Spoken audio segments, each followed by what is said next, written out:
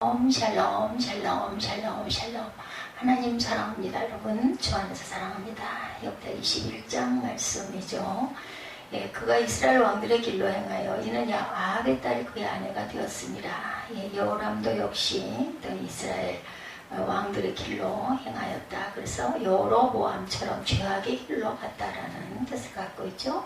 다윗의 집을 멸하기를 즐겨하지 아니하셨으면 언약을 세우셨기 때문이다. 7절에 이것은 다윗이 성전을 건축하겠다고 했을 때 하나님께서 나단을 통해 전하신 언약 가운데 영원한 왕조에 대한 내용들이 있었죠. 사무엘하 7장 16절에 보면 내 집과 내 나라가 내 앞에서 영원히 보장되고 내 왕위가 영원히 견고하리라 하셨다라 이렇게 약속을 하셨기 때문이라는 거죠. 이스라엘 왕들의 길로 행하여 13절이었었죠. 이는 악한 길로 행했다라는 의미를 갖고 있는 것입니다. 이스라엘 왕들의 길은 대표적으로 여로보암의 길과 오므리 그리고 아합의 길이 있어요. 그중 여로보암의 길은 하나님을 섬기지 아니한 왕들의 대표적인 길. 성경은 악한 왕을 아합, 오므리, 여로보암 순서로 기록하고 있습니다. 이들의 가장 큰 죄는 우상 숭배였었죠. 이스라엘의 대표적인 악한 왕들, 이스라엘은 거의 다 악한 왕이에요.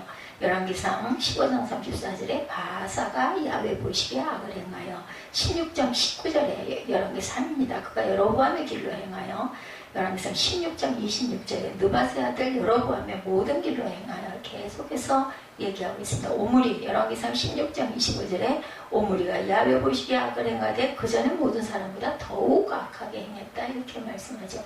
아합 열왕기상 16장 30절에 오므리의 아들 아합이 오므리의 아들입니다. 아합은 그의 이전에 모든 사람보다 야훼 보시기에 악을 더욱 행하였다. 역대 22장 4절에도 패망하게 하는 아합의 집의 가르침을 따라 야훼 보시기에 아합의 집같이 악을 행하였더라.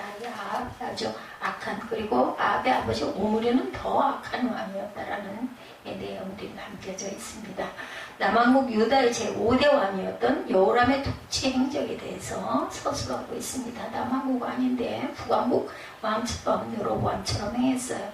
여로보암은 32세에 즉위하여서 8년을 치리해서 40세에 들어간 거죠. 부친 여호사밧과는 달리 신앙과 거리가 먼 통치를 했어요. 즉 그는 북이스라엘 왕들의 길로 행하여 야훼 보시기에 악을 행하였으므로 형제들과 경건한 방백들의 모든 전국에 산당을 세워서 백성들로 하여금 우상숭배 학습에 빠지게 합니다. 여호람의 악정에 대해서 아우들을 죽이는 사건이 일어나죠. 4절에 보면 여호람이 그의 아버지의 왕국을 다스리게 되어 세력을 얻은 후에 그 모든 아우들과 이스라엘 방백들 중 몇 사람을 칼로 죽였더라 이렇게 말씀하고 있습니다. 이는 여호사밧이 형제들 간의 왕위를 차지하기 위한 분쟁이 있을 것을 염려하여 아들들에게 세심한 배려를 해서 장자인 여호람에게 왕위를 물려주고 그의 동생들에게는 성우가 많은 재물을 미리 나눠줬어요. 여호사밧은 예전에 그랬던 것들을 생각하고 여호사밧이 세상을 떠나고 그의 아들 여호람이 유다의 제5대 왕이 됩니다. 그의 선한 여호사밧은 장자인 여호람에게 왕위를 물려주었으며 그의 동생들에게는 성우가 많은 재물, 싸우지 말고 잘 살아라 이렇게 생각을 해서 나눠주었어요. 그러나 여호사밧을 세심한 배려와는 달리 여호람은 왕위에 오르자 그 모든 아우와 이스라엘 백성 중 몇 사람을 칼로 죽이고 사망에 물려준 권세로 모든 아우와 중심들을 죽이고 자기 왕권을 절대화시키려고 합니다. 왕의 씨를 전멸한 아달랴도 또한 그랬죠. 자신의 손자들을 전부 다 죽이는 사건 20년 10절에도 증거합니다. 아하시아의 어머니 아달랴가 자기의 아들이 죽은 것을 보고 일어나 유다집의 왕국의 씨를 모두 침멸하고 자신이 여왕이 되는 그 사건이 있었죠. 자기 형제들을 죽인 아비멜렉이 있었어요. 사사기 9장 5절입니다. 오브라에 있는 그의 아버지의 집으로 가서 여룹바알의 아들 그 자기 형제 70명을 바위에 죽이죠. 한 바위에 모아놓고 다만 여룹바알의 막내 아들 요담은 숨어가지고 살아남습니다. 궁전에서 자라죠. 아합의 길로 행했다. 5, 6절에 보면 그의 부친 여호사밧과 조부 아사가 야훼 보시기에 정직히 했음에도 불구하고 여호람은 사랑의 길을 쫓지 않습니다. 정말 이상한 건 아버지가 그렇게 선왕이었으면 아들이 그걸 본받고 자랐을 텐데 오히려 욕심으로 거꾸로 나가는 경우가 있죠. 여호람은 이스라엘 왕 중에도 가장 악명 높은 아합의 길로 행하고 갑니다. 이처럼 여호람이 아합의 길로 행한 데는 이유가 있었어. 그는 아합과 이세벨의 딸 아달랴를 아내로 맞음으로 그녀에게서 악한 영향을 받아 부부가 참 난담된다고 하면서도 항상 살다 보면 그게 자기도 모르게 그게 물이 들어져 가고 닮아가죠. 여호람은 자기 아버지 여호사밧과는 달리 하나님께서 가장 싫어하는 죄악을 아무런 거리낌 없이 저질합니다. 그는 자기만 우상 숭배하는 범죄한 것이 아니라 백성들에게까지도 우상 숭배를 강요하고 함께 죽음의 길로 갈 것을 조명했습니다. 이 하나님께서는 그의 계명을 어기고 당신의 뜻을 업신여기고 그가 무도한 범행을 저지른 여호람을 그냥 두시지 않겠다고 선지자 엘리야를 통해서 말을 하죠. 아합의 딸과 결혼한 여호람 열왕기 8장 18절입니다. 그가 이스라엘 왕들의 길을 가서 아합의 집과 같이 하였으니 이는 아합의 딸이 그의 아내가 되었습니다. 그가 야훼 보시기에 악을 행하였으니 우상을 숭배합니다. 열왕기상 16장 33절에 보면 아세라상을 만들었으니 이는 그 이전에 이스라엘 모든 왕보다 심히 이스라엘 하나님 여호와를 노하게 하였더라. 언약을 지키신 하나님입니다. 여호람의 악정에도 불구하고 다윗과의 언약을 기억하시고 다윗 왕조를 사울의 왕조와 같이 패하지 않겠다 말씀하셨죠. 이는 하나님이 다윗과 맺은 언약을 깊이 생각하셨기 때문입니다. 이것은 한 번 맺은 언약을 끝까지 충실히 이행하시고자 하는 하나님의 거룩한 의지가 보여지죠. 하나님께서는 한 번 맺으신 언약은 어떤 경우에라도 이루어 가시는 자신의 신실함을 증거합니다.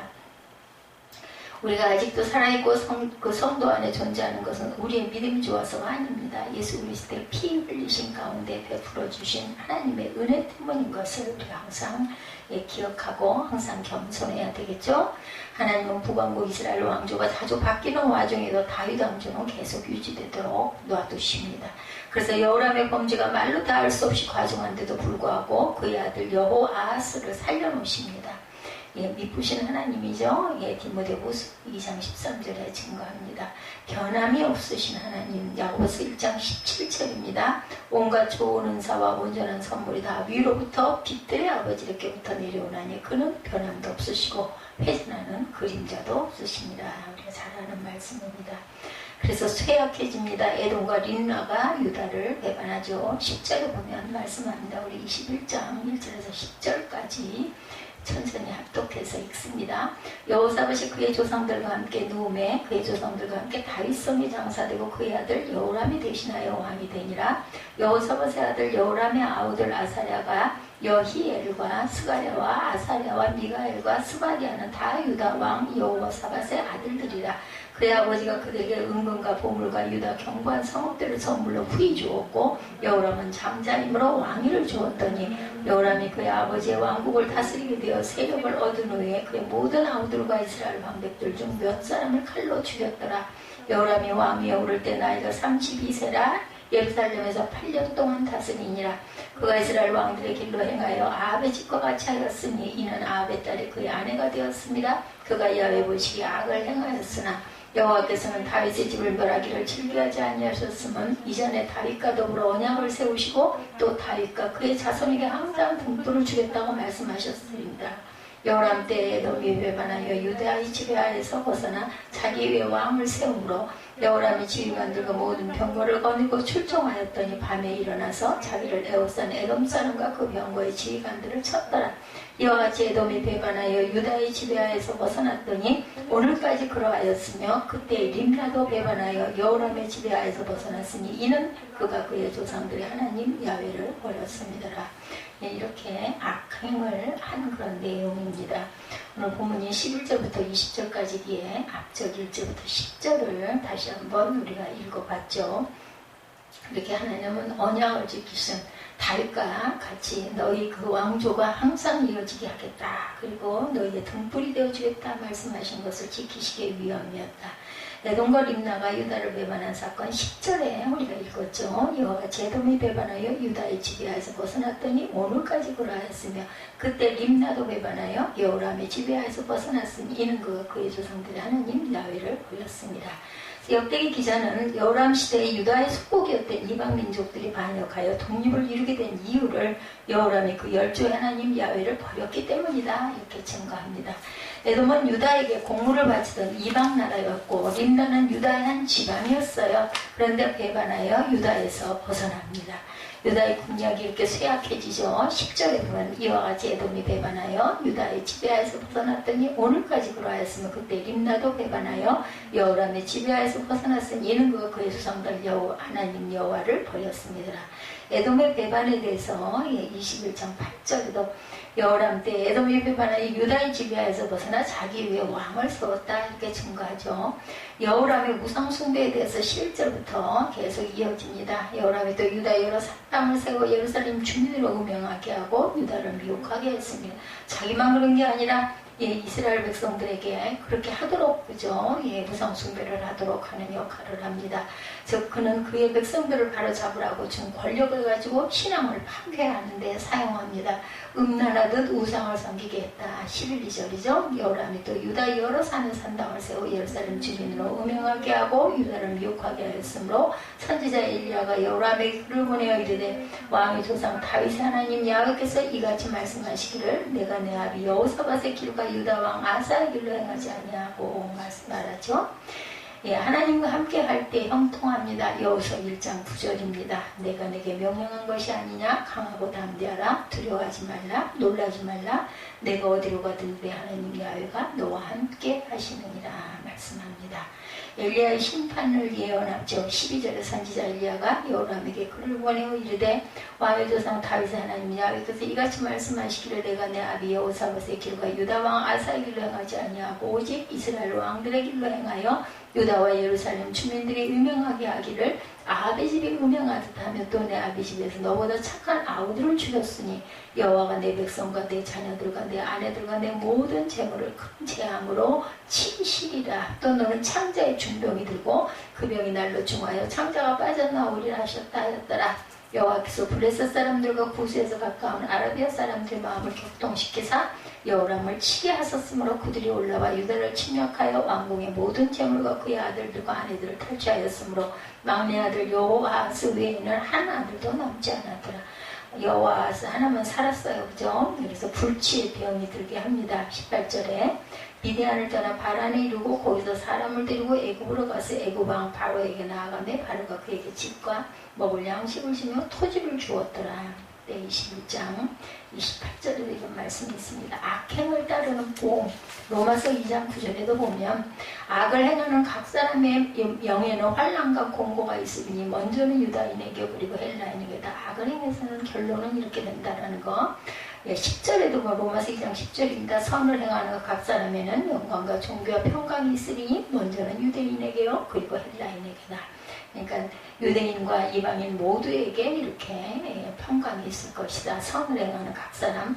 회개치 아니하는 여호람입니다. 이방인들의 유다 침입이 17절에 보니까 이어지고 있죠. 이렇게 돼서 계속해서 이런 환란이 이어지는 내용들이 계속해서 나옵니다.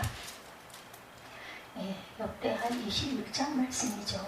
17절에 그들이 올라와서 유다를 침략하여 왕궁의 모든 재물과 그의 아들들과 아내들을 탈취하였으므로 막내 아들 여호아스 외에는 한 아들도 남지 않았더라.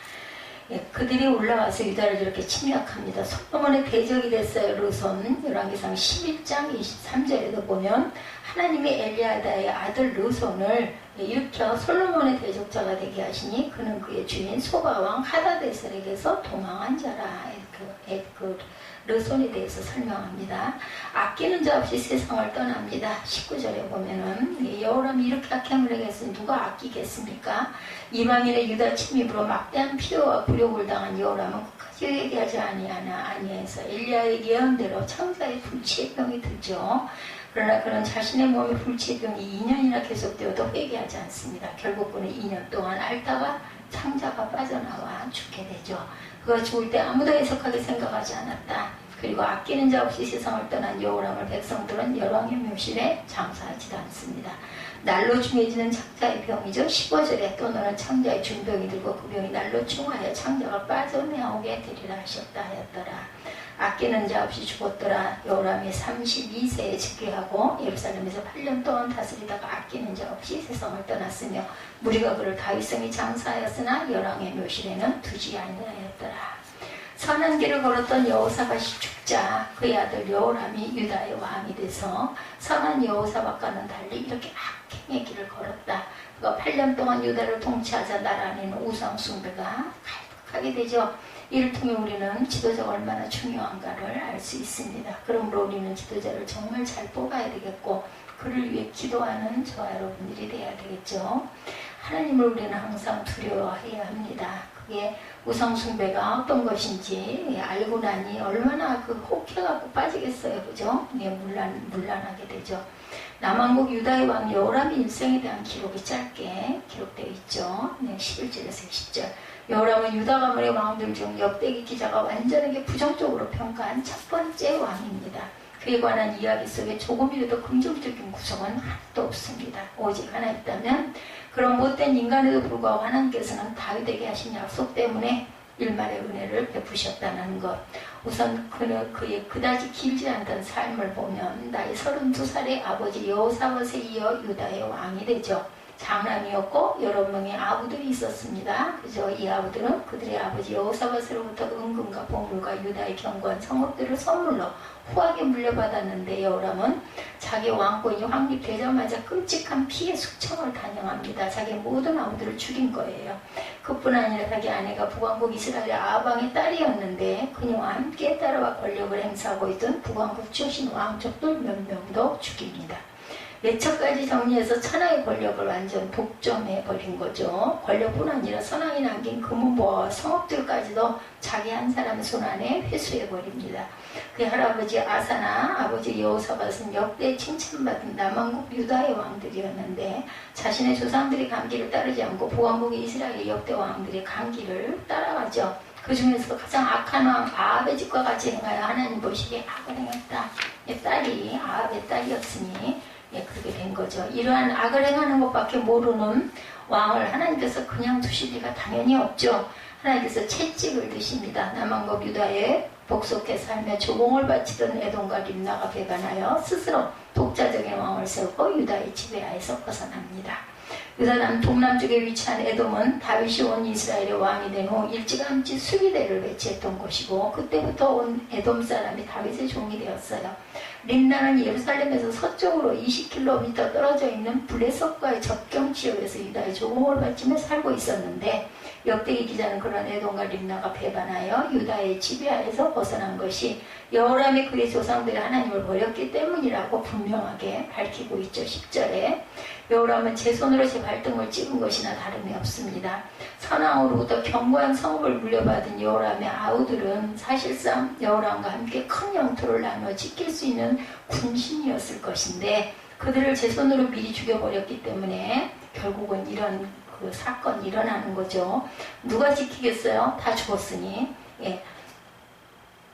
동과 서에서 에돔과 림나가 동시에 반란을 일으켰을 때 이를 효과적으로 해결하지 못한 것은 너무나 당연한 결과였다.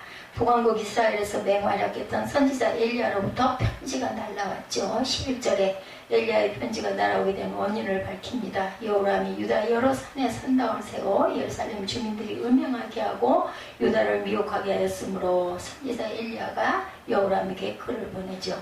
여호람이 유다의 여러 산에 산당을 세웠기 때문에 이방 족속들의 우상신에 대한 제사의식이 거행될 수 있게 되었고 그것은 또 이교 제사의식에 흔히 동반되는 우상신을 즐겁게 하기 위한 제사장들과 성전 참녀들의 집단 성행이 기가 막히죠. 제사장과 성창들의 집단 성행이 그것은 결과적으로 예루살렘과 유다의 백성들까지도 따라하도록 유혹했고 타락시켰다는 뜻이거나 아니면 산당을 만들어 놓음으로 예루살렘과 유다의 백성이 하나님 외에 다른 우상 앞에서 절하고 제사하는 영적 간음행을 저지르거나 미혹할 기회를 제공했다라는 거죠.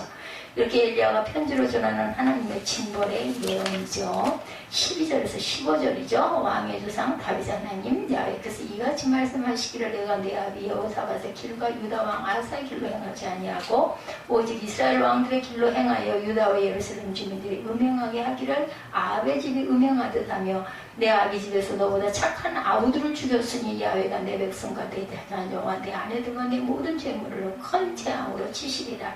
또 너는 창자의 중병이 들고 그 병이 날로 충하여 창자가 빠져나오리라 하셨다. 그리고 역대기 기자는 16절에서 20절까지 하나님의 말씀이 그대로 다 이루신 것 그리고 아무도 그를 이 안타까워한 사람이 한 사람도 없었다라고 기록함으로 끝나죠. 야훼께서 블레셋 사람들과 구스에서 가까운 아라비아 사람들의 마음을 격동시키사 여호람을 치게 하셨습니다. 그들이 올라와서 유다를 침략하여 왕궁의 모든 재물과 그의 아들들과 아내들을 탈취하였으므로 막내 아들 여호아스 외에는 한 아들도 남지 않았더라. 이 모든 일 후에 야훼께서 여호람을 치사 능히 고치지 못할 병이 그 창자에 들게 하셨으므로 여러 날 후 2년 만에 그의 창자가 그 병으로 말미암아 빠져나오게 되므로 그가 심한 병으로 죽으니 백성이 그들의 조상들에게 분양하던 것 같이 그에게 분양하지 아니하였으며 여호람이 32세에 즉위하고 예루살렘에서 8년 동안 다스리다가 아끼는 자 없이 세상을 떠났으며 무리가 그를 다윗성에 장사하였으나 여호람의 묘실에는 두지 않았다. 19절 하반절 이하에 엘리야가 전한 내용을 넘어서서 여호람의 최후가 얼마나 비참하고 수치스러웠는지 나타납니다. 첫째는 백성이 그들의 조상들에게 분양하던 것 같이 여호람에게 분양하지 않았다. 여호람이 할아버지 아사가 죽었을 때 기록과 비교해보면 차이가 얼마나 큰지 알 수가 있죠. 욥기 16장 13, 14절에 보면 아사가 왕에 있은 지 41년 후에 죽어 그의 조상들과 함께 누우며 다윗성의 자기를 위하여 파두었던 묘실에 무리가 장사하되 그 시체를 법대로 만든 각양향 재료로 가득히 채운 상에 두어도 그것을 위하여 많이 분양하였더라. 내 아들은 이랬어요. 둘째는 여호람을 역대 왕들처럼 열왕의 묘실에 두지 않았다. 그는 선왕들의 묘에 함께 눕지 못한 첫 번째 왕이 됩니다. 왕으로서 누구도 분양해주지 않고 왕의 묘실에 눕지도 못하는 수모를 당하죠. 그런 너무나 악한 왕이었기에 하나님께서 은혜를 베풀지 않으시고 징벌을 내리신 거죠. 너무나 무서운 징벌입니다. 하나님께서는 여호람이 자기보다 착한 아우들을 다 죽인 죄값을 그에게 치르게 하십니다. 죽어서라도 치러라. 블레셋 사람들과 아라비아 사람들의 손으로 그의 아들들과 그의 아내들을 다 취하게 하신 것이죠. 다윗에 대한 하나님의 예외적인 사랑조차도 여호람에게는 아무런 은혜가 되지 못합니다. 멸문지화를 멸하게 하신 것, 그것이 하나님께서 그에게 베푸신 유일한 은혜였다. 막내 아들 여호아스 하나를 남겨주시죠. 다윗과의 언약을 지키시기 위해서 베푸신 하나님의 은혜입니다. 본문보다 몇 절 앞에 보면 야훼께서 다윗의 집을 멸하기를 즐겨하지 아니하셨음은 이전에 다윗과 더불어 언약을 세우시고 다윗과 그의 자손에게 항상 등불을 주겠다라고 말씀하셨다. 항상 등불을 주겠다 하신 말씀은 다윗의 가문이 몰락하지 않게 지켜주시겠다는 뜻이죠. 하나님께서 생각하시는 섭리와 주권과 통치와 인도하시는 방법은 참으로 놀랍고 다양하며 우리의 이해를 뛰어넘습니다.